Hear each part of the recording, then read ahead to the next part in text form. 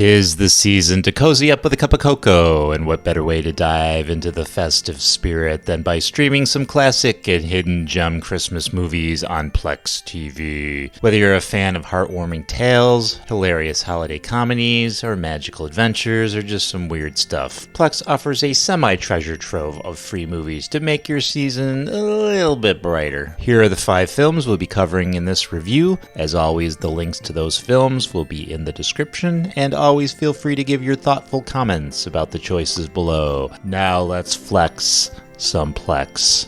Remember the Night is a 1940 American Christmas romantic comedy trial film starring Barbara Stanwyck and Fred MacMurray and directed by Mitchell Lauzon. The film was written by Preston Sturgis and was the last of his scripts shot by another director, as Sturgis began his own directorial career the same year with The Great McGinty. Lee Leander is arrested for stealing a bracelet from a New York City jewelry store. The assistant district attorney, John Jack Sargent, is assigned to prosecute her. The trial begins just before Christmas, but to avoid facing a jury filled with the holiday spirit, Jack has the trial postponed on a technicality. So basically he just wants to postpone the trial so he can prosecute her. This movie was great. I don't watch a lot of really older movies before, say, 1970, beyond the likes of, like, say, The Wizard of Oz or The Good, the Bad, the Ugly. There's really no reason as to why. I suppose I just like more of the modern brand of filmmaking than the older classics. I wouldn't be watching this film if it wasn't for the fact I chose to review it for this video. It's your classic love story.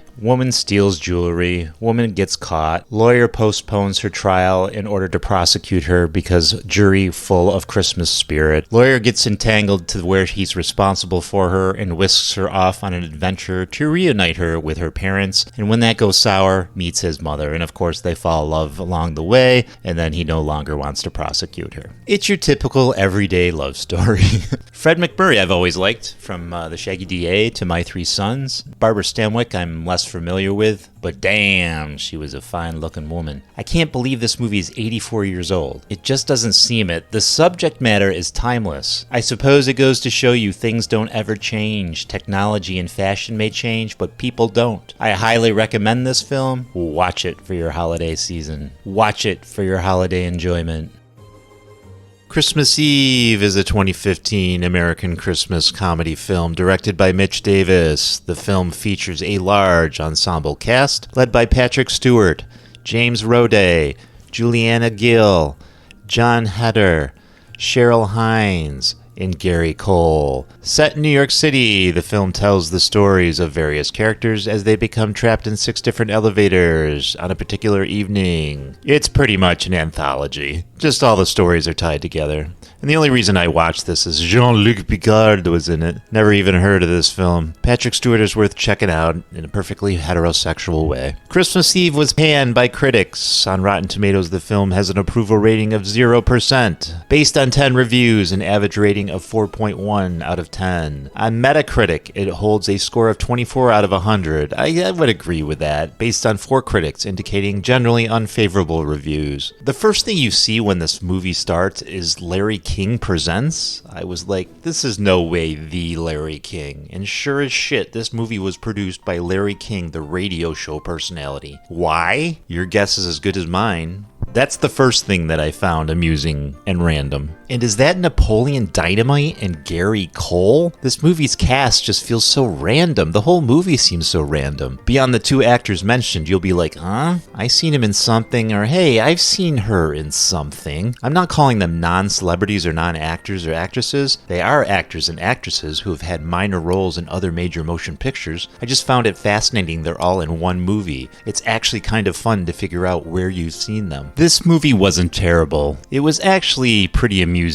I've seen far worse movies. Would I recommend it? That's a hard one. Can I just say the movie wasn't unwatchable and leave it at that? Actually, recommending it is a stretch.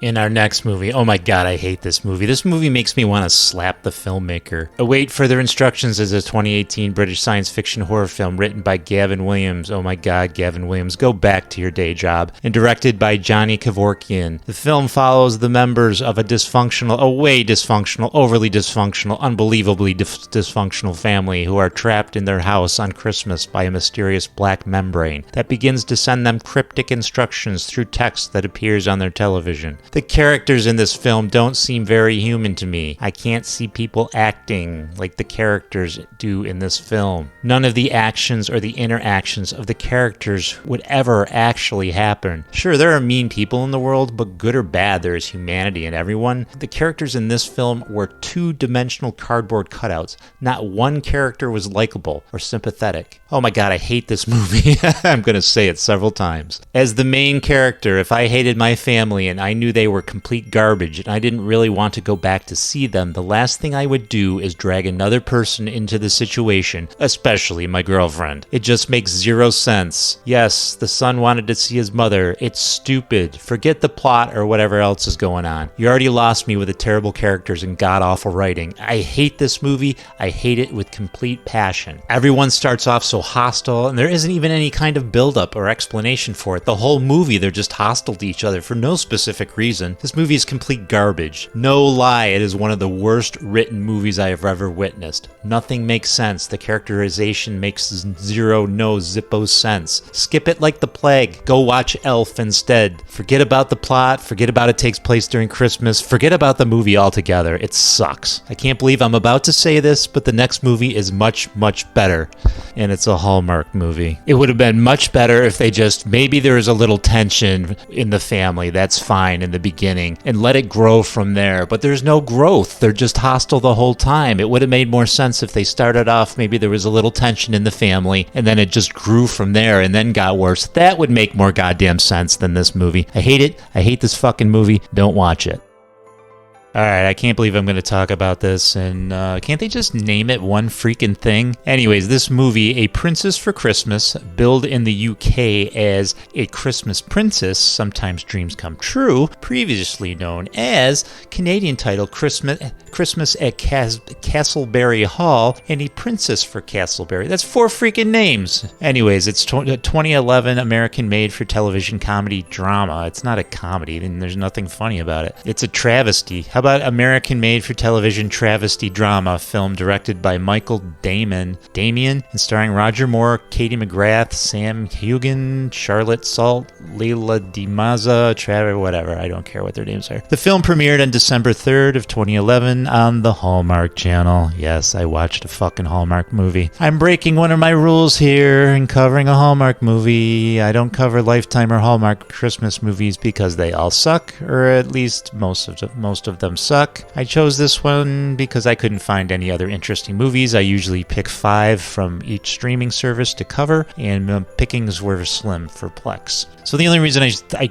grabbed this one is because of Roger Moore, the great late Roger Moore. He was 007 James Bond, if no one knew. You know, whoever edits these crappy movies with that whimsical chipper music in the background that constantly plays, it doesn't need to be there. It's in the background. The same music, I swear, is in the background every freaking movie for every freaking second. Whoever edits these things, you're a terrible editor. You don't need that music in the background. It's perfectly okay to have silence. It's annoying and really cheapens what you're trying to do. It's okay to have no music. It's stupid. I know it's a staple of Hallmark movies, but it just shows how cheap these are made and how incompetent these are made. At the end of the day, this is a terrible Hallmark movie, or what they call a Hallmark movie. The script is garbage, the acting is subpar, that music playing in the background is overly annoying, and it's garbage. I learned my lesson. I got to see Roger Moore, at least. He was pretty old. It had to be one of his last productions. I won't really call it a film. It's barely a film. I was done with this piece of crap after the first 15 minutes. I let it run in the background while doing other things. Just abysmal. Hallmark movies are just abysmal garbage. If you love Hallmark movies, then you'll love this. If you loathe Hallmark movies like me, well, it's a Hallmark movie. This ain't gonna change your mind. So the next one was supposed to be a Hallmark movie too, because pickings are slim, so I'm gonna have to figure out what I'm gonna do for the 5th and final film. So, because I really can't find another Christmas movie that seems that it would be okay to watch and review. I'm just going to go through the ones that I've reviewed before real quick and just let you know which ones on here are okay to decent. Santa Claus the Movie, I think, is a decent film. It's a good, if you have kids, I think it's good to watch with them. It's a Wonderful Life is a classic, and that's free to stream on Plex.